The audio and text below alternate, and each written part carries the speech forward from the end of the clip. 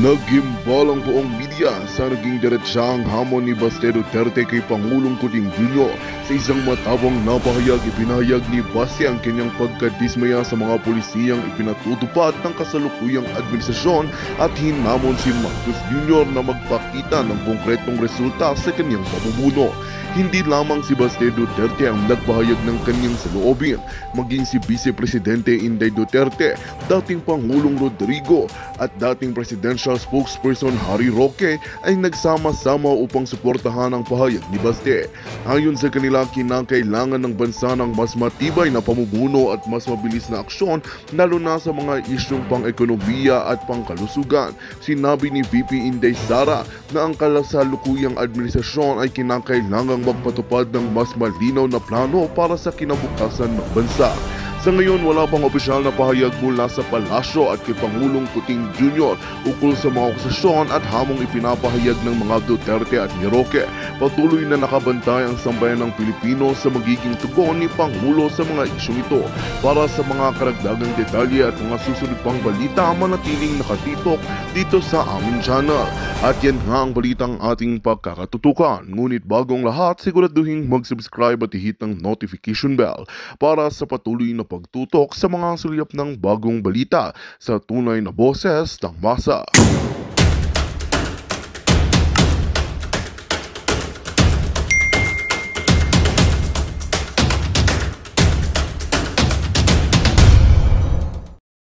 Samang balita ang pag-usapan natin ngayon dahil may hindi ka nais-nais na gagawin ng administrasyong ito laban kay Davao City Mayor Baste Duterte. Kapapanood ko lang yung vlog ni Atty. Roque at dito isiniwalat niya. Grabe. Pakinggan muna natin si Atty. Roque bago ako magbigay ng reaksyon. Magandang gabi po,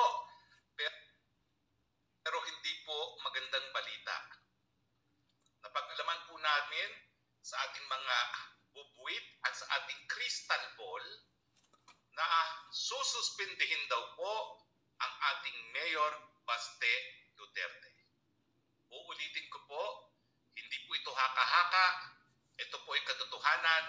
Sususpindihin na raw po ang Mayor Baste Duterte at i-issue ang suspension order matapos ang araw na ito kung saan nagtungo po sa Davao si PBBM. Sususpindihin po nila ang ating Mayor Baste Duterte. Siguro naman hindi nyo na dapat tanungin kung bakit.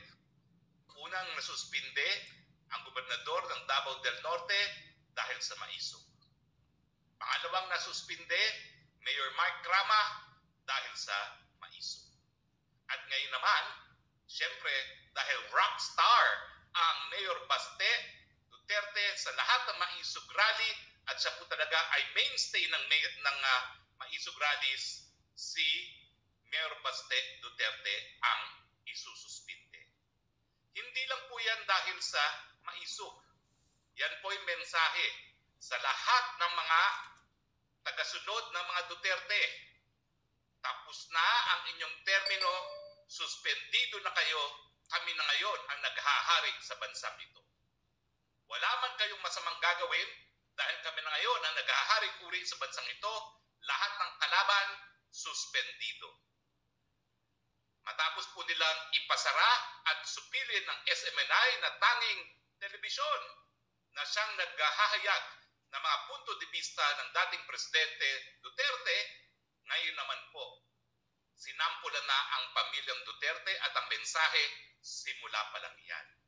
Susunod na dyan ang pagpapakulong kay PRRD at siyempre dahil hinabol nila si VP Sara, ang pagpapakulong kay VP Sara para sa ganon habang silang dalawa ay nakakulong sa dahig, pwede nang ma-impeach ang Inday Sara at palitan. Sinong ipapalit? Siyempre, yung nagnanais maging presidente, si Tambaluslos. Simula na po ang panunupil ng karapatan ng mamamayang Pilipino na pumili ng kanilang mga leaders. Kung akala po ng Marcos administration na ang ginagawa nila ay tinitira lamang po ang mga Duterte, hindi po dahil sa kanilang panunupil ng karapatan malayang pananalita, dahil po sa kanilang pagsususpinde sa mga Duterte na siya namang nag-a-articulate lamang, nagsasalita ng adhikain ng mga mamamayan na napakahirap na ng buhay dahil sa mataas na bilihin, napakahirap na ng buhay dahil sa mababang sweldo. Anong ginagawa ninyo? Linulustay niyo pa ang salapin ng bayan para amendahan ang saligang batas ng kayo po ay manatili sa kapangyarihan habang buhay. Yan po ang krusada ng mga Duterte. Hindi po ito laban ng Duterte laban sa mga Marcos. Ito po ay laban ng sambayanang Pilipino, laban sa pamilyang Marcos na talaga namang kung inuulit ang ating kasaysayan at magpapasasa sa pwesto habang buhay dahil ang nais nila bumalik ang good old days.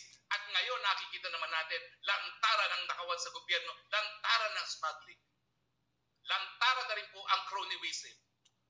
Inuulit lang po nila ang kasaysayan na mga nangyari nung panahon ng diktadoryang Marcos.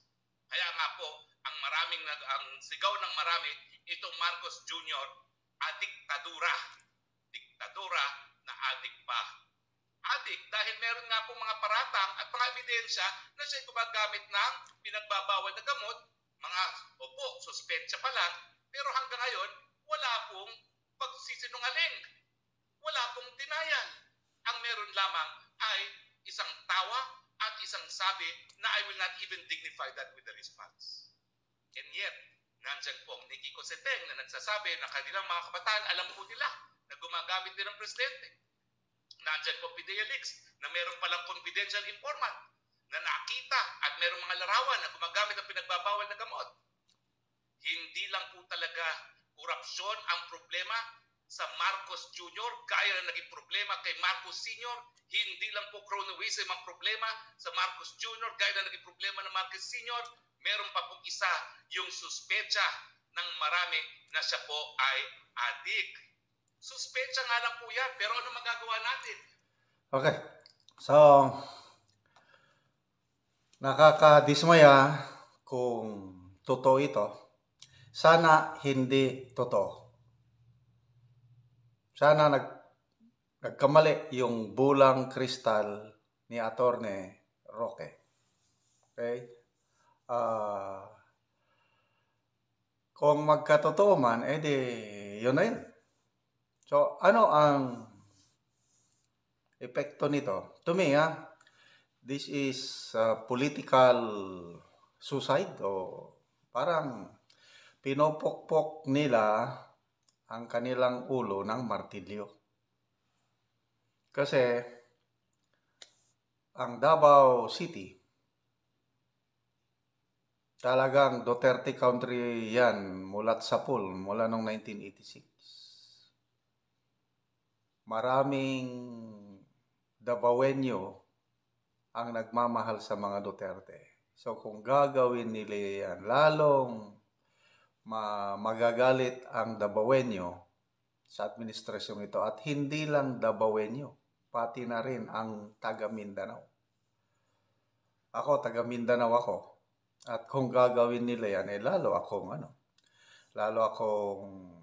mapapalayo sa administrasyong ito. Okay. Ngayong araw, 3 days ata, ang Pangulong Marcos, kasama si Speaker Romualdez dyan sa Davao del Norte dahil magbibigay sila ng ayuda. So, tinatarget nila ang Mindanao. Nagsimula sila sa Tawi-Tawi. So, Davao del Norte. Basta kung saan malakas ang Duterte, yan ang... Kasi tignan nyo sa mga surveys, napakababa ang rating ng Pangulong Marcos sa Mindanao. Malakas siya sa Greater Luzon o yung anong tawag doon? Malakas siya kasi baluarte niya yon. Kaya lang mahina siya sa Mindanao. Kaya yan ngayon binubuhusan nila ng mga ayuda. Pwede, natin ang taong bayan ngayon hindi naman bobo. Maganda yung magbigay ng ayuda. Bakit hindi? Pera naman ng taong bayan yan, ibigay nyo. Kailang, kung inaakala nila na yung ayuda na yun, yun ang makakapagpataas sa ratings nila, palagay ko nagkakamali sila.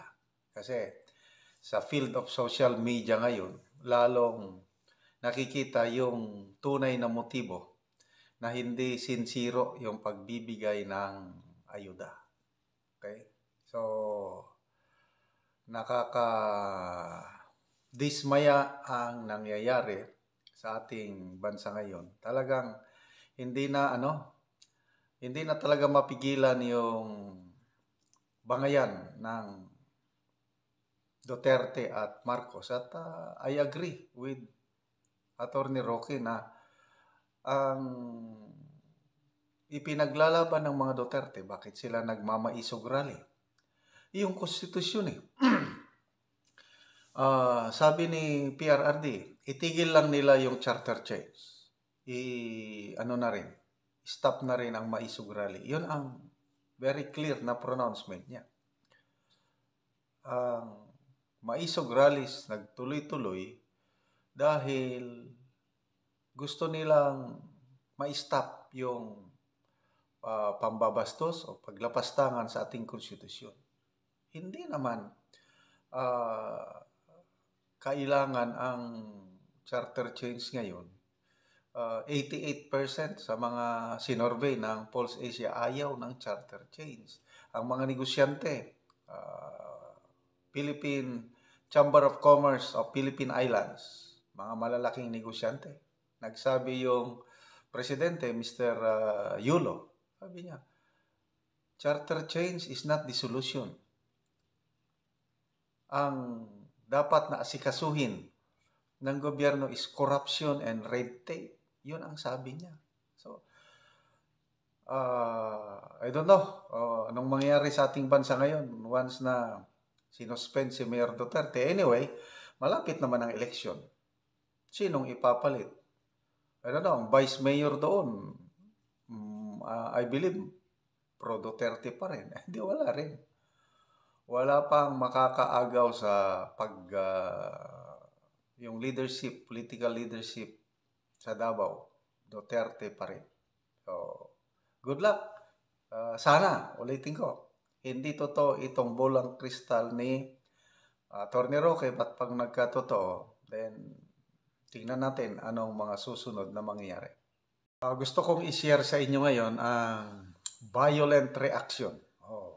Pagkadismaya, pagsupalpal ng dalawang former Agriculture Secretary sa recent desisyon ng Pangulong Marcos na ibaba ang tariff o buwis ng imported rice. So, sino-sino itong mga former Agriculture Secretary nito? Una, si former Secretary Leonardo Montemayor at former Secretary Manny Piñol.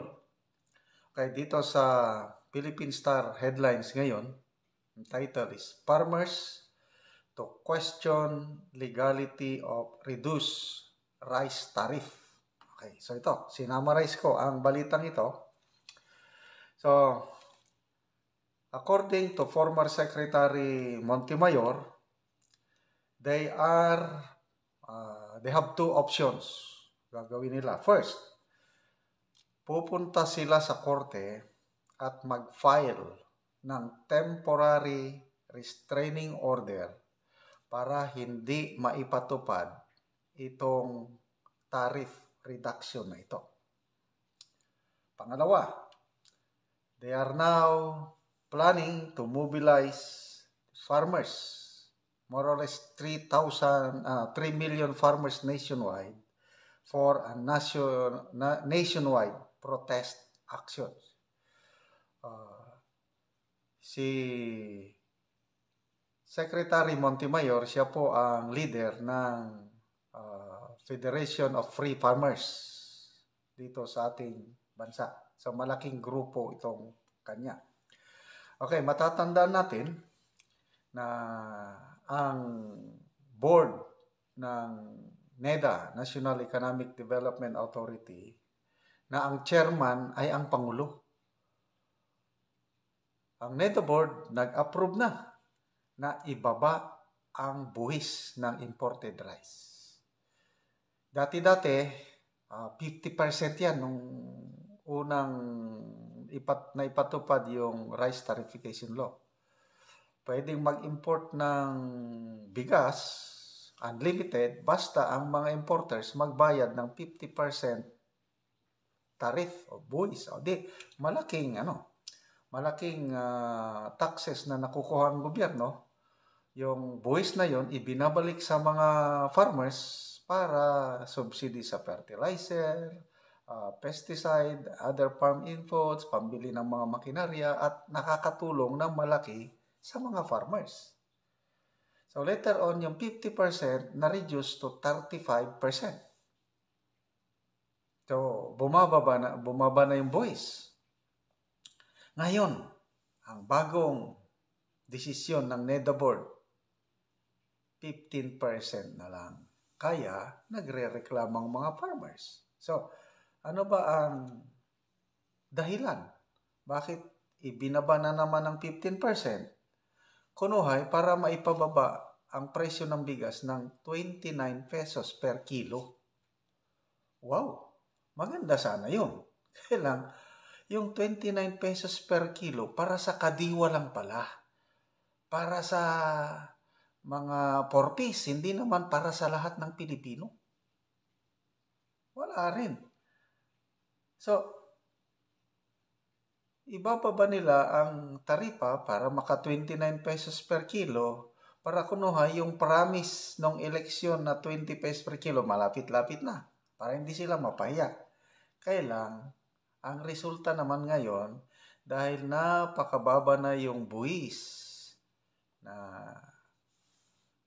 ipapataw sa mga imported rice, babaha ang imported rice at ang mabibiktima ay ang mga farmers mismo. Yun ang inirereklamo ng mga farmers group na pinangungunahan ni Secretary Leonardo Montemayor. Okay. So, ito, sabi ng former secretary, all safety nets for local farmers has been removed. Ano yung safety nets? Number 1, meron tayong tinatawag na non-tariff barriers. Ano yun? Yung, kung minsan, ban. Huwag mag-import ng ganito. So, hindi sila makapag-import. Ngayon, wala nang ban. Kasi, open na po ang merkado. Lahat na agricultural products, pwede nang i-import. Kasi, nag-issue ang Malacanang ng Administrative Order number 20 na lahat na non-tariff barriers, yung ban, quality control, volume, wala na. Open na. So, kawawang mga farmers kasi hindi lang bigas. Isda, karne, vegetables, lahat. Babaha ang ano kasi wala nang protection ng mga farmers eh. Tapos ito ngayon, pati na rin yung tariff, pati yung buwis, binabaan na. Kaya sabi ni Secretary Montemayor, there will be a strong backlash from farmers and millers across all commodities like rice, corn, pork, and chicken. Almost all the tariffs and non-tariff protection for agriculture were removed. So, yun po. Anyway, ito, according to Secretary Montemayor, decision lang yun ng NEDA board. Hindi pa final and executory. Kailangan pa na pipirma ang Pangulong Marcos ng isang executive order. Wala pa namang lumalabas na executive order. Kaya, ang option ng mga farmers na ito ay pupunta sa korte para humingi ng temporary restraining order. Sana pagbigyan ito ng korte. Plus, sabayan nila ng nationwide protest. Ano ba ito? Maalala ko, nung birthday ng Pangulong Marcos last year, ano ang birthday wish niya? Sabi niya, sana mapaunlad ang kabuhayan ng mga farmers. Ano ito ngayon? Paano uunlad ang kabuhayan ng mga farmers kung malulugi sila kasi babaha ang merkado ng imported rice, pork, chicken, vegetables at iba pa? Anong klaseng palisiya ito meron ng ating gobyerno? Okay, punta tayo kay ex-Secretary Manny Piñol. Nagpahayag na po ang Philippine Statistics Authority. Gobyerno ito kung maipatupad na daw yung reduce tariff, 15% na lang, baka daw bababa ng 7 pesos ang per kilo ng bigas. Ano ba ngayon? 50, ano na lang, average. So, magiging 43 na lang kung ibaba ang buwis. Kaya lang, sabi ni Manny Piñol, government, sabi niya, does not have any mechanism to ensure that the importers and retailers would pass on to consumers their tariff savings. Agree. Kasi, negosyante ka, kaya nga mag-import ka, mag-retail ka, negosyante ka, kailangan mo ng kita. Okay. So, itong mga importers, retailers, kikita sila ng may savings sila kung ibaba ang buwis. Example, ang savings nila is 7 pesos. Totoo nga, 7 pesos. Papayag kaya, willing kaya from the heart ang mga importers and retailers na yung savings nila babawasan din nila yung presyo nila para makinabang ang mga consumers? Pwede ba silang pilitin ng gobyerno? Hindi naman. Walang mechanism, walang batas na ganun. Kung ano ang gustong ipresyo ng importer at retailer sa bigas nila, walang magagawang gobyerno. Kaya hindi rin sigurado, sabi ni Manny Piñol. It all depends sa puso ng mga retailers and importers kung God-fearing, mababait, matulungin yung mga retailers and importers. Pwede. Ang tao, nature ng tao, selfish, greedy. There is no certainty na bababa ang presyo ng bigas, according to Secretary Manny Piñol. Ito pa, sabi ni Secretary Manny Piñol, ang ini-import daw na bigas ay premium grade rice. Hindi yun pangmasa. Dapat sana ang import na bigas, yung broken, yung 25% broken, ayun, mura yun, kaya broken na Kaya lang, punta kayo sa merkado, may makita ba kayo na low quality rice na imported? Wala. Hindi pa ako nakakita. Poros yung mga premium grade. Mahal yun. So, paano bababa ang presyo ng bigas? Okay, ito. Mayroong nagbigay ng kanyang analysis yung University of Asia Pacific Center for Food and Agribusiness. Yung head nila si Mr. Senen Reyes. Sabi ni Mr. Senen Reyes, yung premium grade rice na ini-import ng mga importers is not for the masses. Hindi yan pangmasa. Okay? So, ang estimate ni Mr. Reyes, kahit ang i-import na bigas ng mga importers yung 25% broken at 15% na lang ang tarifa, ang magiging presyo nito is still 45 pesos. Ulitin ko 15% na ang tarifa, mababa na. Broken rice ang import. Ang presyo, bababa nga, kailang 45 pesos pa rin.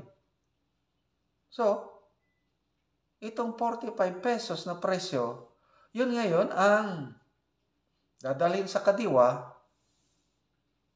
ibebenta ng 29. So, kailangan mo ng government subsidy.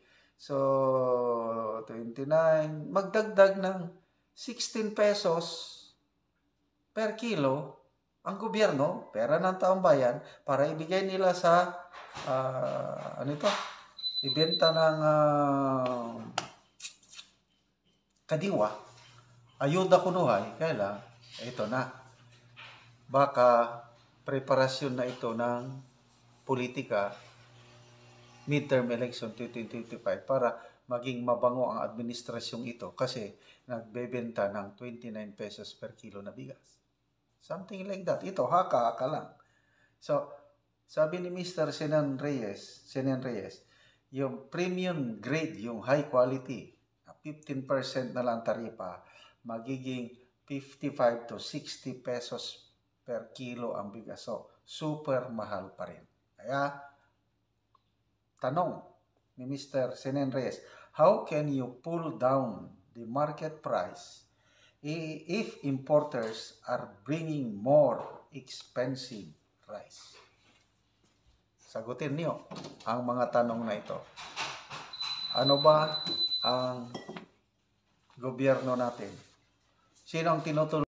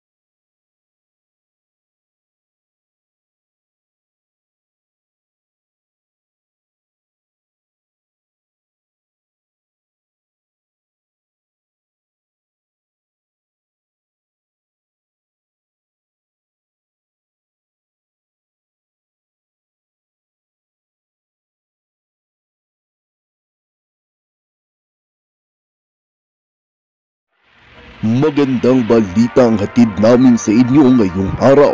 Sa pagtatapos ng aming balitaan, nagbigay kami ng mga mahalagang impormasyon.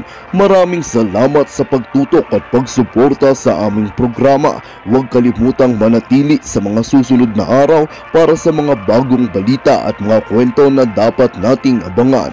Mula sa Boses ng Masa, magandang araw Pilipinas!